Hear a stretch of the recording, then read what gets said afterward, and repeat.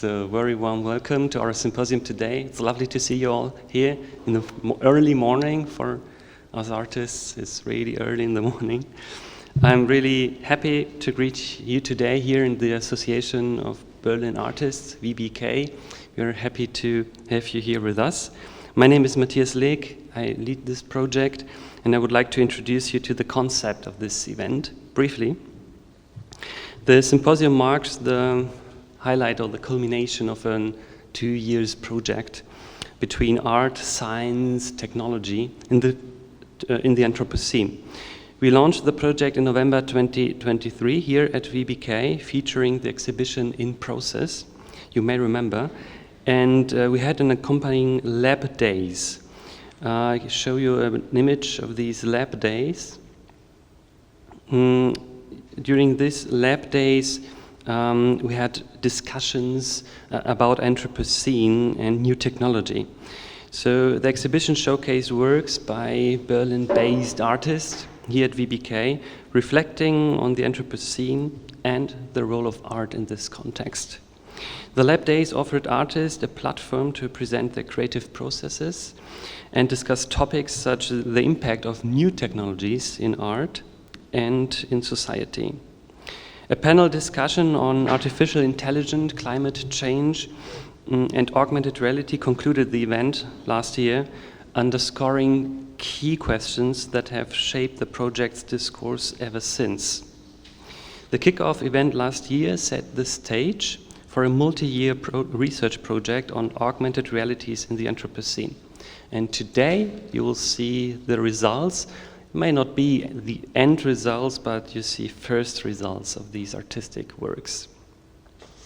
Before I delve further into today's program, I would like to extend my gratitude to a few people here present today, especially to Dr. Axel Berg, who represents the German Norwegian Willy-Brandt Foundation, a great sponsor of this event today.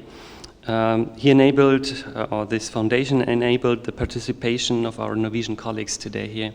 So we are grateful also to VBK for providing the venue and profound expertise for the technique, for example, and even with the installation of this exhibition.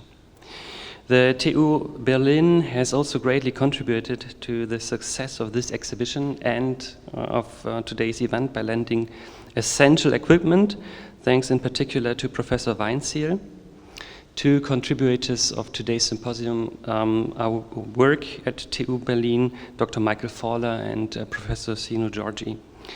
So we're happy that we'll have them with us today here.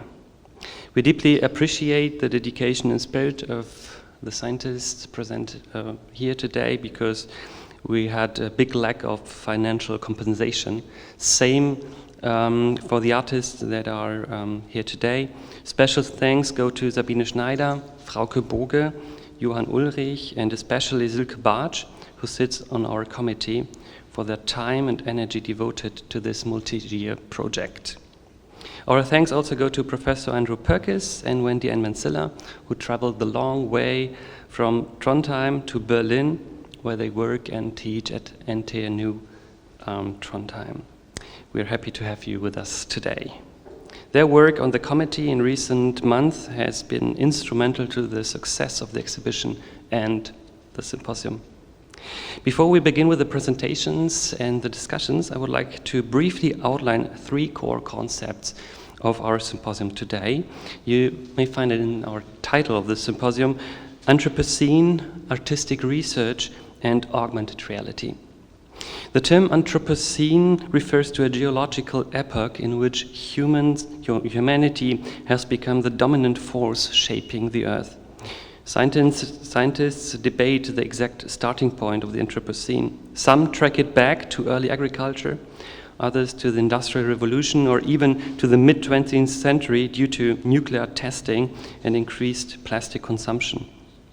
While the term is still under debate, it is widely accepted that humanity or human activity has altered our planet's ecosystem in unprecedented ways. The Indian historian Dipesh Chakrabarti, who researched the Anthropocene, likens humanity to an asteroid with the potential to make the Earth uninhabitable, a potential supported by ample evidence. I'll show you a briefly graph here. You can see the great acceleration that has taken place since the 1950s.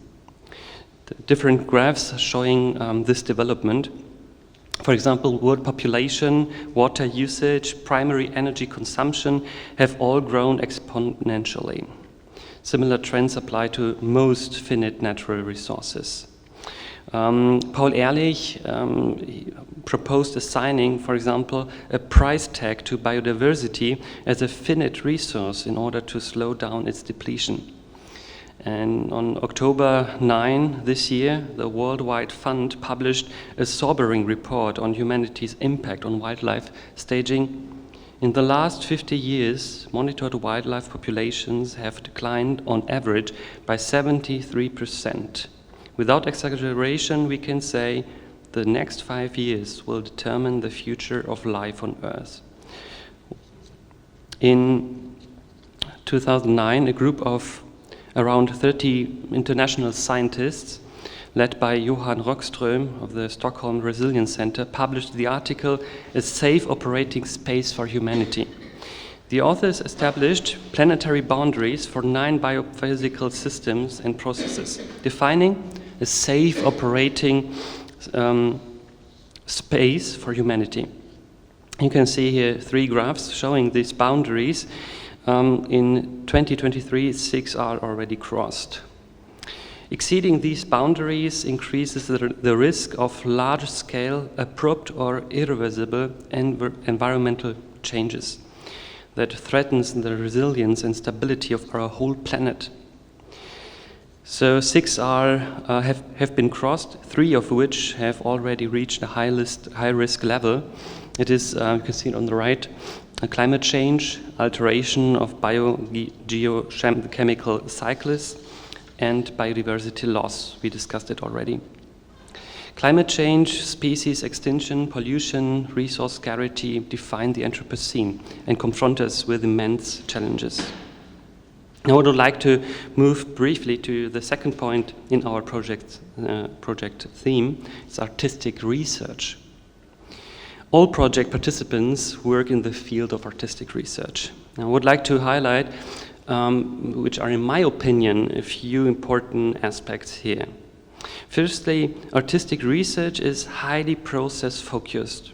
It's characterized by experimental, speculative, and flexible nature. There is an ongoing debate about the relationship between artistic research and university-based academic and scientific research. Some see it as an interface with the academic world, while others emphasize the self-organization by artists themselves. I would like to quote Florian Dubois here. He says, "Good research consists not only of good answers, but also of good questions. Art can pose new, valuable questions." And there are many examples demonstrating this aspect, this collaboration between artists and scientists to shape research practices. There are many different residency programs in universities like TU Dresden, for example. It's a model I consider positive. I'm also aware that TU Berlin, especially with a hybrid platform, which will be introduced by us, by Michael Forder today, works in a similar direction, as does NTNU Trondheim with its PhD in Practice program. And this brings us to the concept of augmented reality, the third aspect. Augmented reality with virtual elements allows us to transcend traditional art forms, enabling new modes of expression. It's worth questioning how the increasing merging of virtual realities with tangible space affects our perception of the world and our social interaction. What is reality? How do we perceive it? And how does our perception change as we dive even more deeply into virtual worlds with technologies like AR and VR? The term augmented reality also encompasses the possibility of immersing ourselves in virtual worlds that exist only in thought and can be made tangible through artistic work, such as projections into the future. And if you remember, last year we had a panel discussion between art and science, and we debated whether humanity's future in Anthropocene will be more dystopian or utopian. There was a serious concern that the rapid advancement of technology, especially in AI, might lead to a loss of control, propelling humanity towards a dystopian future. Artistic research can open new perspectives here. So, to reach an end now, today's symposium, Augmented Realities in the Anthropocene, an interdisciplinary project for artistic research, brings together artists, scientists and experts to discuss the challenges of the Anthropocene and the opportunities in artistic research at the intersection of art and science. The goal could be to jointly develop innovative, possibly institutional solutions to develop artistic research and explore how new artistic and scientific approaches and technologies can enrich interdisciplinary artistic research. So, I warmly invite you to participate actively in the discussions and to collaboratively develop new ideas. I look forward to stimulating conversations also during the breaks, and I wish us all an inspiring symposium.